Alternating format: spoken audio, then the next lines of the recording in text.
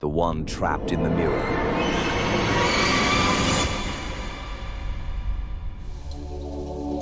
The antique shop smelled of old wood and forgotten books, the kind of smell that reminds you of dusty photo albums and locked memories. Ethan loved collecting old and mysterious things. He believed every object had a story, a hidden past waiting to be discovered. And that mirror? It wasn't just an object, it was a story. Its black wooden frame was thick and heavy, carved with strange symbols from an unknown language. The glass wasn't clear, it was foggy, like something was hiding behind it. But the strangest thing? It didn't reflect things the way it should. "Don't buy this," the old shopkeeper warned, his voice barely above a whisper. "This mirror is not normal." Ethan chuckled. "Come on, it's just a mirror, old man." The shopkeeper didn't respond. He just looked at the mirror and lowered his head, as if he knew something terrible but couldn't say it. And so Ethan took the mirror home.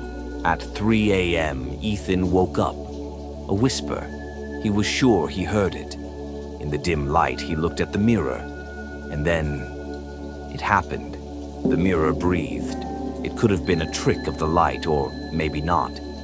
He got up and walked closer, staring at his reflection. And then his reflection blinked. Ethan froze. His legs refused to move. The reflection wasn't him. It was something else. And it was smiling. "This is a dream," Ethan whispered. "Just my mind playing tricks."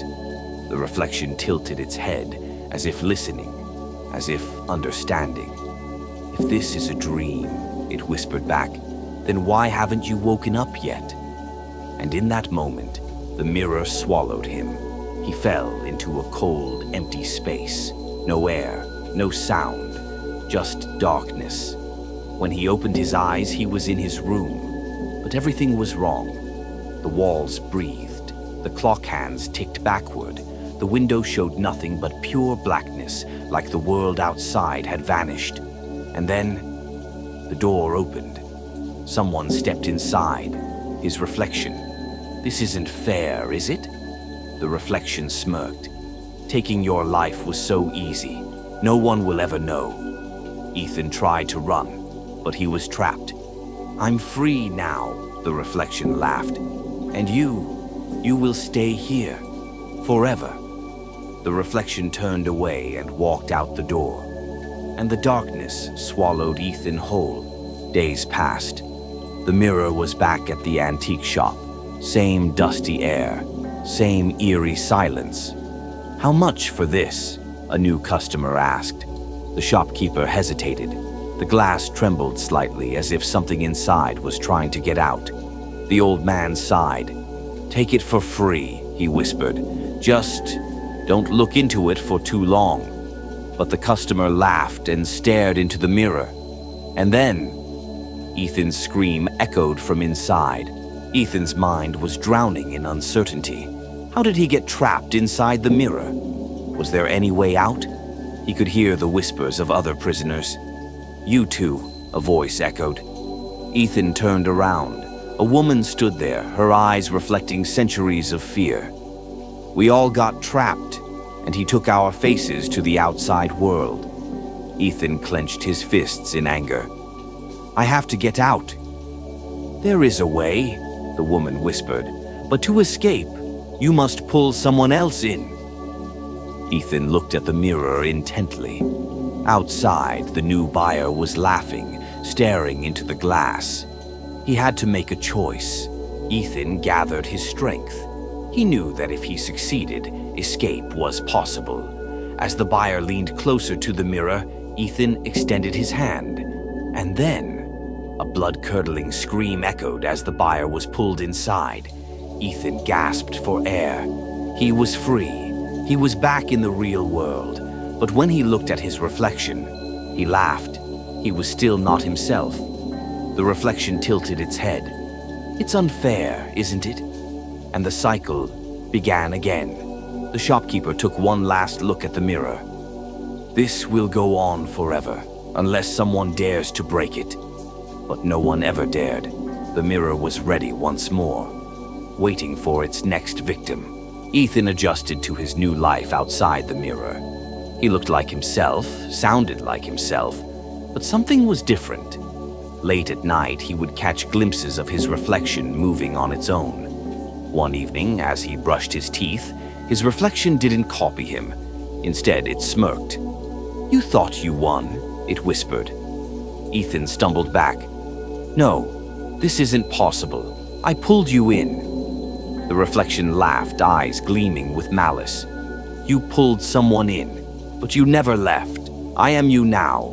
You are just another shadow inside the glass." Ethan turned to run, but his feet wouldn't move. His body was frozen. He screamed, but no sound came out. Inside the mirror, his true self watched in horror. Outside, his reflection, his replacement, walked away, whistling a familiar tune, and the mirror waited for the next to fall in. Days turned into weeks.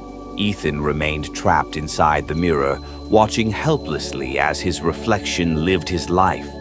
His reflection made subtle changes, meeting new people, smiling more, appearing more confident.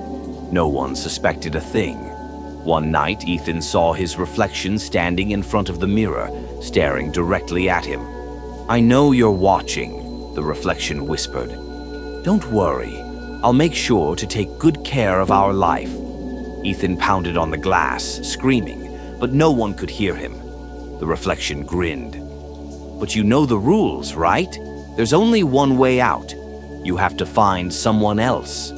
And then, as if nothing had happened, the reflection turned and walked away. Inside the mirror, Ethan's desperation grew. He could feel the shadows of past victims whispering around him.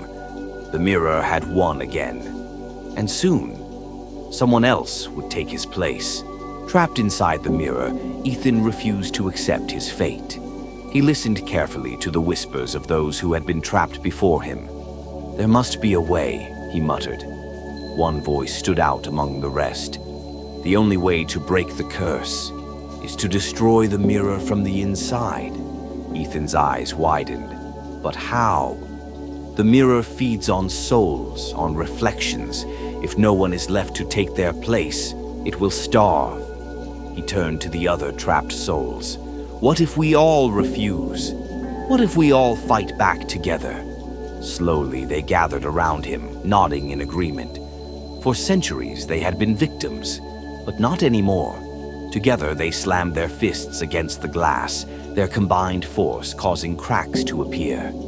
Outside, Ethan's reflection felt the tremors. It ran to the mirror, eyes wide in fear. "No, you can't. Watch us," Ethan growled. The glass shattered. A deafening scream filled the air as the mirror imploded, releasing all the trapped souls in a burst of blinding light. When Ethan opened his eyes, he was back in the antique shop. The mirror was gone, reduced to dust. The shopkeeper stared at him, astonished. "You did it." Ethan took a deep breath. For the first time in what felt like eternity, he was free. The cycle was broken. But somewhere in the shadows of an unseen world, a faint whisper echoed, "Not forever."